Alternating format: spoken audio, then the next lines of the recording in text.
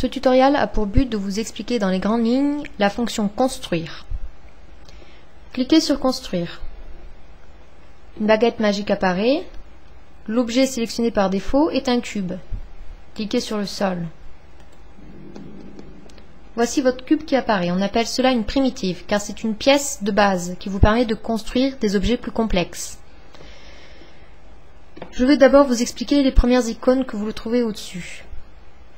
L'icône focalisée vous permet avec la loupe de vous approcher de l'objet, de le voir sous plusieurs angles en utilisant la souris. Vous pouvez aussi utiliser dans l'affichage le contrôle de la caméra qui apparaît ici en bas de mon écran. La main, quant à elle, permet de déplacer l'objet. Par exemple ici je le déplace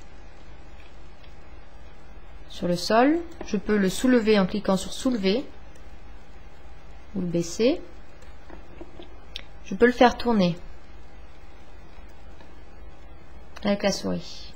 Donc le bouton Edit, nous allons y venir en dernier. Le bouton Créer vous permet donc de créer des primitives et le bouton Terrain vous permet de modifier le terrain.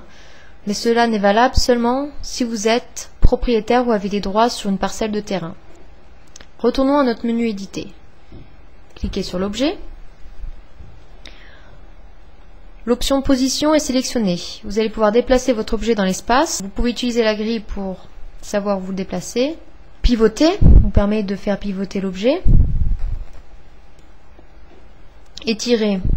Sur la droite, l'option étirer des deux côtés est cochée. Donc si j'étire, il va être étiré voilà, en symétrie. Si je décoche, seulement le côté choisi va s'étirer. Fonction très intéressante pour dupliquer facilement un objet. Cliquez sur Position. Cliquez sur Shift et un axe et vous voyez que je viens de dupliquer mon objet. Je peux aussi m'amuser à les accoler ou les encastrer. Maintenant, cochons sur Choisir texture.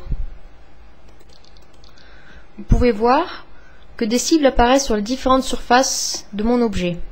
Cela veut dire que les surfaces ciblées seront recouvertes de la même texture. Cliquez sur Plus. Vous pouvez changer la texture par défaut en cliquant sur Texture. Allez dans Librairie, Texture, par exemple Atoll, je vais choisir la première. Sélectionnez. Voici la texture qui est appliquée sur toutes les surfaces de votre cube. L'option Étirer les textures a été sélectionnée, ce qui explique que toute la texture a été étirée sur toute la longueur.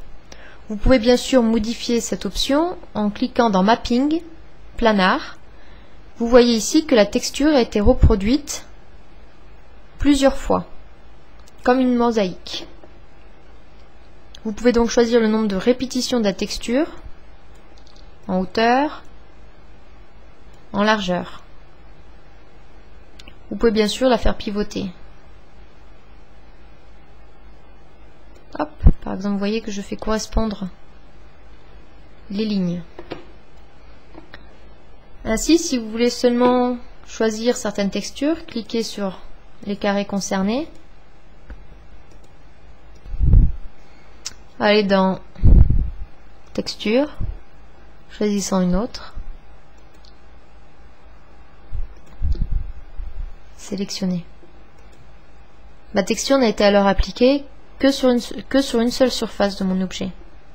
Vous pouvez aussi modifier d'autres paramètres, à savoir la brillance de l'objet par rapport à la réflexion de la lumière extérieure ou sur la rugosité pour donner un peu plus de réalisme à l'objet en fonction de la texture appliquée. La transparence, vous voyez maintenant mon objet quasiment transparent. Maintenant je vais vous expliquer les autres onglets que vous trouvez sur votre gauche et sur votre droite. Dans Général, je peux choisir le nom de l'objet. Par exemple, je vais l'appeler bois. Vous pouvez mettre une description de l'objet en question, connaître le créateur, le propriétaire, et ainsi connaître les différentes autorisations. Pour pouvoir appliquer des autorisations sur l'objet, cliquez dans Position, et ainsi l'ensemble de votre objet sera sélectionné. Vous pourrez alors choisir de le partager avec le groupe, si vous avez un groupe de construction, autoriser tout le monde ou pas à le déplacer, à le copier. Vous pouvez choisir de le vendre, par exemple indiquer le prix, c'est en ligne $1. Si vous sélectionnez Original, vous céderez tous les droits de création à l'acheteur. Si vous choisissez Copie, l'acheteur n'aura qu'une copie et vous pourrez continuer à vendre votre objet. Ou contenu, si l'objet contient un autre objet ou des scripts, dans ce cas-là, le destinataire ne recevra que le contenu. Vous avez également d'autres propriétés que vous pouvez accorder, comme modifier l'objet, le copier ou le revendre, ou bien le donner. Fonction que vous pouvez attribuer par défaut à l'objet, à savoir si c'est une chaise, vous pouvez choisir s'asseoir sur l'objet. Comme ça, si un avatar clique sur l'objet avec le clic gauche, le mouvement par défaut par rapport à l'objet sera de s'asseoir.